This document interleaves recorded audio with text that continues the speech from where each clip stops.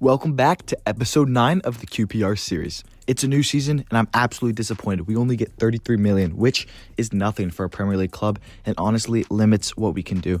So looking at the squad, let's see where we need to improve.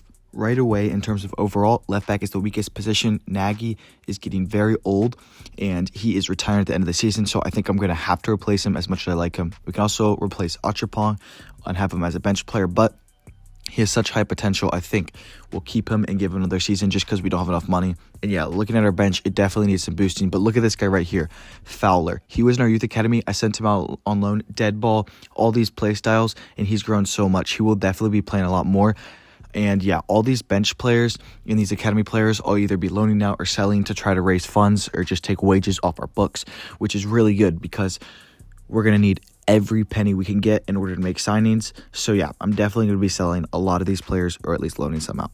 Our left back replacement is going to be Leif Davis. I think he's our best option, 80 overall, 26-year-old, coming into the prime of his career. And yeah, dead ball and whip pass. He's at Ipswich Town, so that's a team below us. I definitely think it's reasonable, not to mention that his backup is Alfie Doughty, who is a very good left back as well. So I think overall this is so realistic.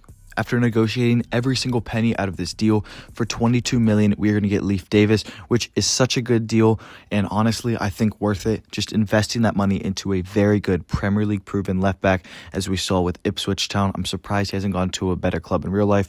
And yeah, his wages are a little high, but totally worth it.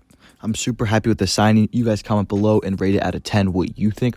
But yeah, just getting a Premier League quality, Premier League proven player, I think investing money in someone like that is so worth it. Because honestly, I would rather do that than spend a little bit on left back, a little bit on right back. So yeah, we are trusting Achapong with this transfer. So let's see how he does. But I'm super excited. I've never used Leif Davis in FC 25 before. So for 22 million, welcome to QPR. That's an A transfer if I've ever seen one. Now, as always, it's time to send some scouts out, and we're going to be even more picky because most of these players won't make it to our team, but we can sell them for profit, or they can become bench players. So yeah, I'm going to go to Ukraine to find a defensive-minded player, and yeah, I'm super excited about this project. Someone suggested it in the comments, so I will be going there. And for my next one, I'm still thinking about it because the suggestions kind of ran out, but I think I am going to go to Europe somewhere. I think I'm going to get a so I am going to go to Netherlands and get a striker. I think it would be really cool to get a good Dutch striker. And so yeah, I'll let you guys know how these reports go, and hopefully we can get 1 or 2 gems.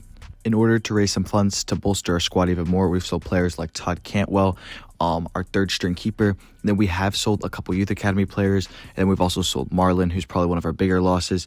And along with that, I've loaned out a couple of the youth academy players that could potentially make it to the first team. But all of this is just to get money off the books, wages off the books, and to potentially sign some more players. So yeah, after that, we do have a decent budget here sitting at 22 million. My second signing I want to make is Jean Solis, the 21-year-old Colombian, 75 overall CDM. I want him as depth and maybe a potential successor to Ben Sheaf. And yeah, he's got block and intercept play styles. And if you look at his stats, he's really good. And at 21 years old, he has room to grow. I think also for the price, if I can get him even below that, it would be perfect. So yeah, I went ahead and negotiated this down as much as I could, getting 7.1 million as my offer, and boom, they accepted it.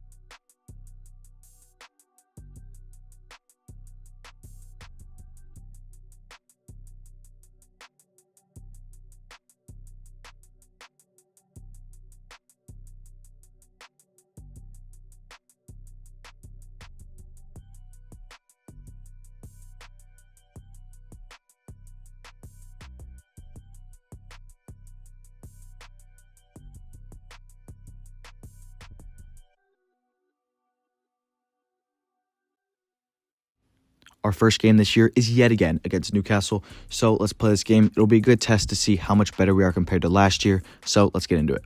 Right away, we start playing that counter-attacking football that I love to see us play. Achapong proves he should be in this lineup, playing good balls down the side. And Brooks does what he does best, getting around the edge. And look at this cross. Puts it on an absolute plate for Pereira. That's our first goal of the Premier League season. Many more to come. Take a bow. Pereira, what a goal. And what a start to this game versus Newcastle United. Leif Davis also had a very good debut, showing his qualities going forward with this amazing run where he takes on the defenders, beats 2 or 3, draws a foul, and just can't quite finish it. But hey, we still win 1-0. And we continue that form against good clubs in our next game versus Chelsea with another tight scoreline. But look at this. A simple finish from Brooks, but ice cold in his veins. Jude.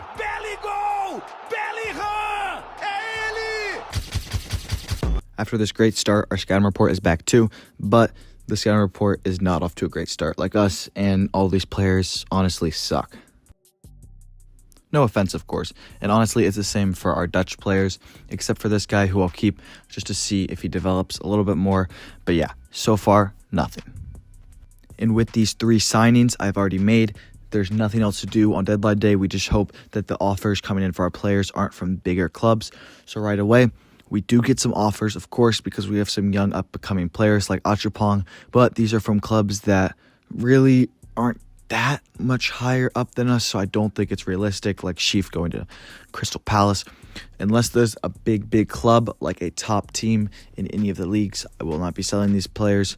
Although this is a lot of money for Lemperley, I don't think going to Brighton is an insane step up from QPR, if that makes sense. So yeah, we survived deadline day without getting any big offers from big clubs. After seeing some games, it doesn't look good so far. A 4-1 loss versus Arsenal. But yeah, looking back, not great. We beat West Ham, and we pretty much lost every other game besides the Cup against West Brom. So I'm not super excited about that, and we currently sit in 15th, even though I thought we could fight for top 10 and potentially even Europe. So let's get this season turned around. But first of all, we have another scouting report, and we found a very decent player. Not even going to try to say his name, so we'll sign him up. But the rest of these, yet again, aren't very good. But I'm excited we found at least one decent player. And now looking at Netherlands, it was also a very successful scout report. I think this guy actually does look decent. So I think I will sign him up. And from a glance, I thought there'd be maybe 1 or 2 other decent players, but doesn't look like it. And so yet again, I am left disappointed. The boys are determined to get a result. So against Tottenham in the 87th minute, Brooks bangs in a finish after a beautiful pass from Lemperley to rescue the point and get this game tied up at 1-1. Meanwhile, things finally turn around against Aston Villa with this beautiful through ball to our academy player Fowler, who scores his first professional goal on his first professional start. He looks amazing, could even be better than Saluwu. What a player. And honestly, our goals don't even stop there. Pereira does so well using his strength and pace, slots home a little finish despite getting knocked down by the keeper. And yeah, that makes it 2-0. We are absolutely on fire and determined to climb up this table. Pereira continues showing off with this amazing run and a very selfless pass, which is a little behind him, but honestly, what a finish. Our youth player is killing it. Fowler with another goal. But of course, we can't beat a team 3-0. We have to give up at least 1 goal, so we give up this stupid goal at the end, which honestly doesn't matter, but it's a little frustrating, and that's the step we need to take in order to become a Champions League level team. But yeah, last scouting report is here, and these players just don't really look good from Ukraine. I'm very disappointed in this scouting report. The players look a little bit more decent from the Netherlands in this report. I'm not taking any of these guys.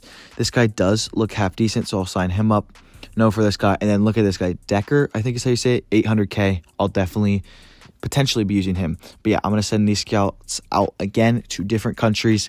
And yeah, you guys might be saying, is this pointless? I don't think so, just to maybe revenate some more funds by selling some of these players. So I'm going to get a German goalkeeper for 3 months.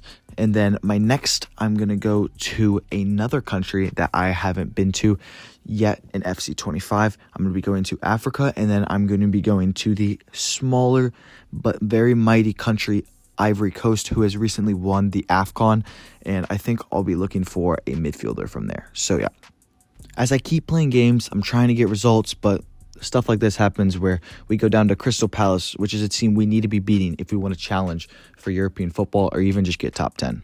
And we get absolutely cooked and opened up again, and yeah, they scored 2-0 in the 30th minute.